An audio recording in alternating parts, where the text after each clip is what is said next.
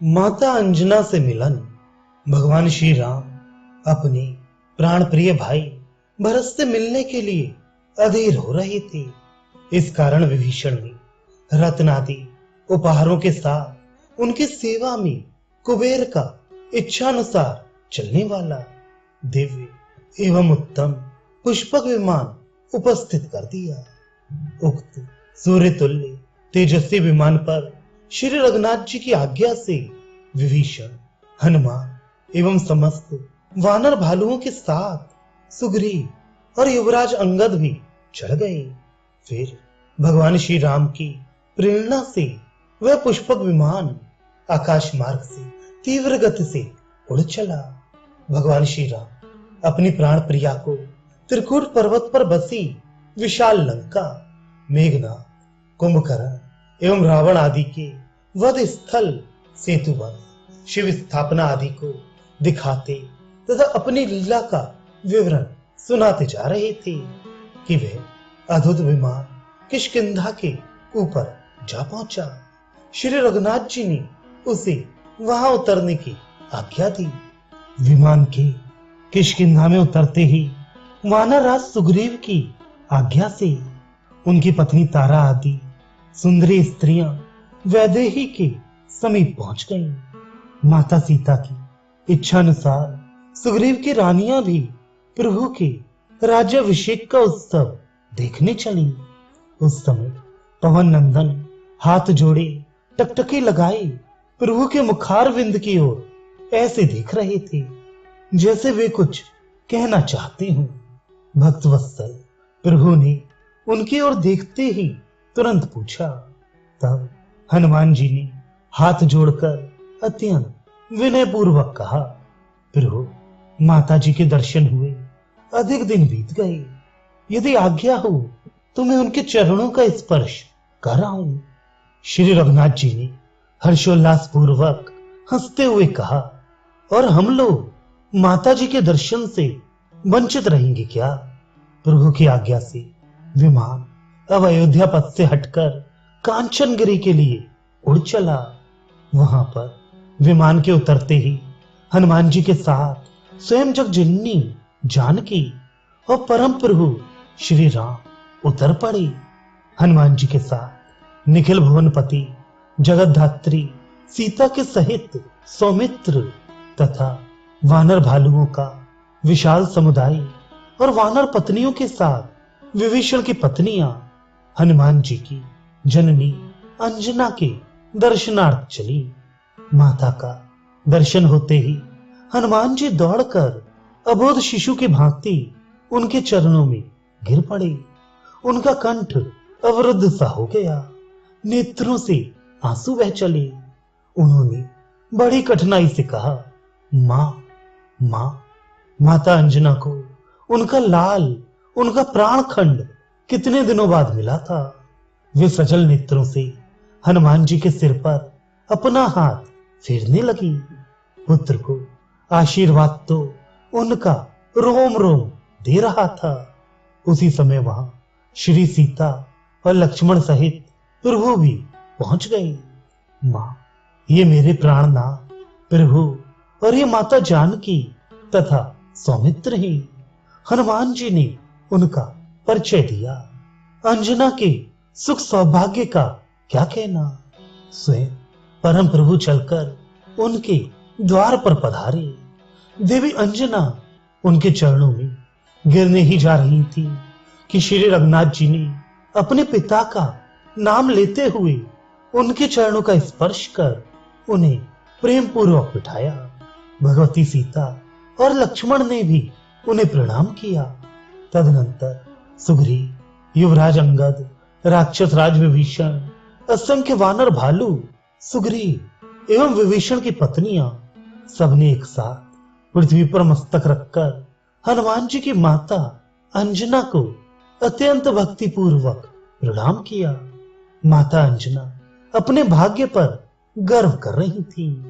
निखिल सृष्टि के स्वामी एवं उद्भव, स्थिति, संहार कारिणी जगदम्बा को मेरा लाल हनुमान मेरे द्वार ले आया। उन्होंने मुझे सम्मान दिया इस सौभाग्य देवताओं एवं तपस्वी महर्षियों को भी कहां प्राप्त होता है। उन्होंने बड़े ही प्यार से प्रभु को, उनके बुखार विंद को, उनके कर कमलों को एवं अरुण कमल तुल्य लाल लाल चरणों को सहलाया। माता जानकी को हृदय से लगाया और सबकी ओर देखती हुई माता अंजना ने कहा, मैं जननी हूं, मैं ही यथार्थ पुत्रवती हूं। मेरे पुत्र हनुमान ने भगवान के चरणों में अपना सर्वस्व समर्पित कर दिया और उसी के कारण जगदाधार स्वामी ने स्वयं मेरे यहां पधार कर मुझे अपना दुर्लभतम दर्शन प्रदान करने की कृपा की। उन्होंने भी मुझे मां कहा।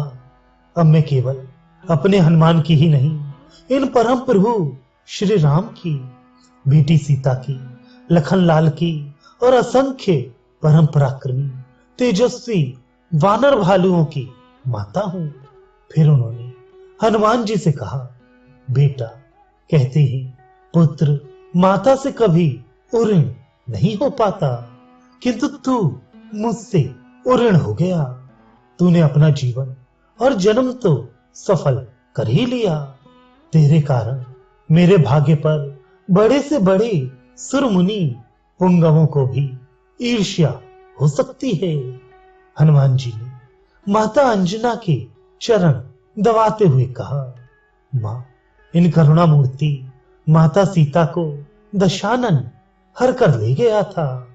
इन करुणा निधान की आज्ञा एवं इन्हीं की कृपा शक्ति से मैंने समुद्र पार जाकर लंका में माता जी का पता लगाया।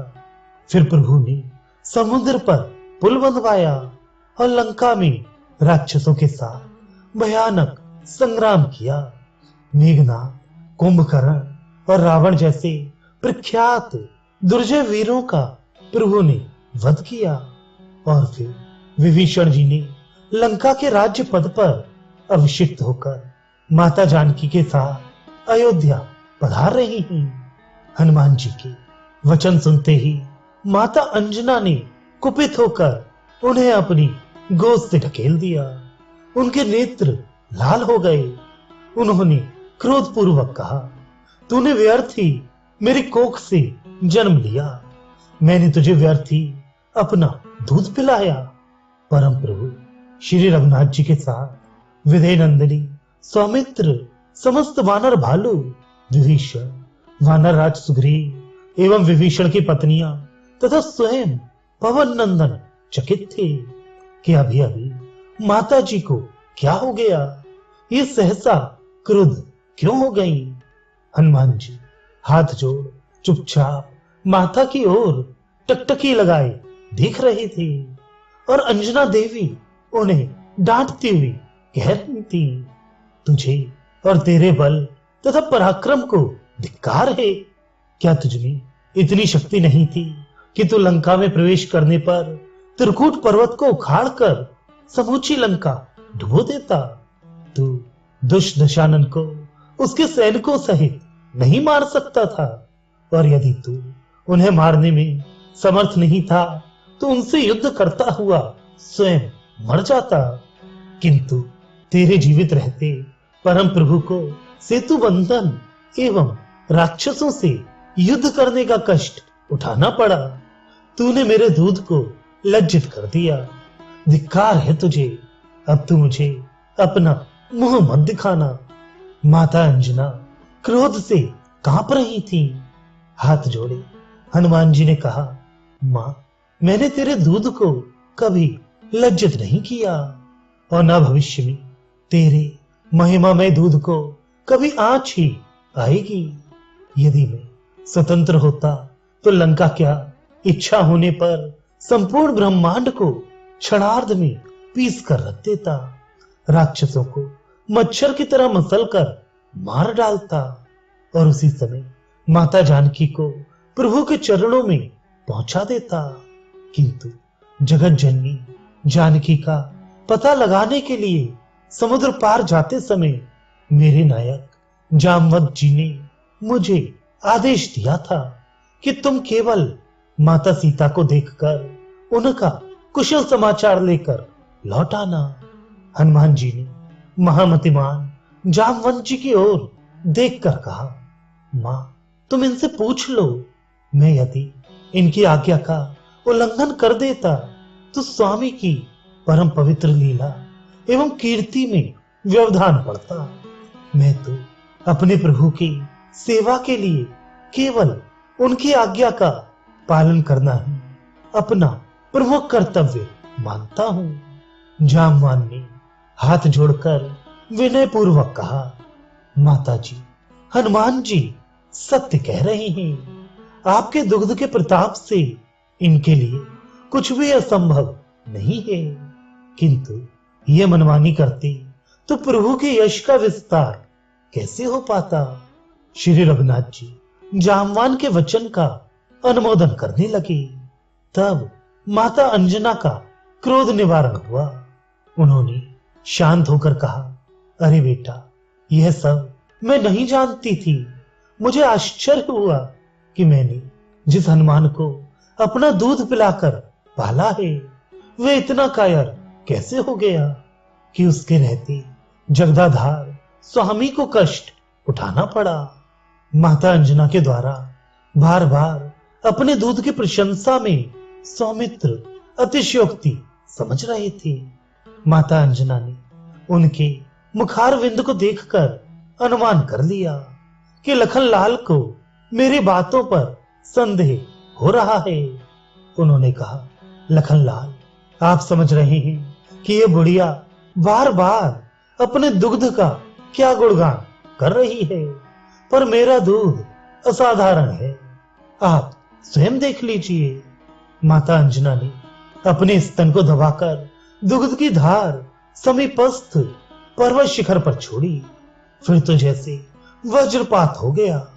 भयानक शब्द के साथ वह पर्वत फटकर दो भागों में विभक्त हो गया।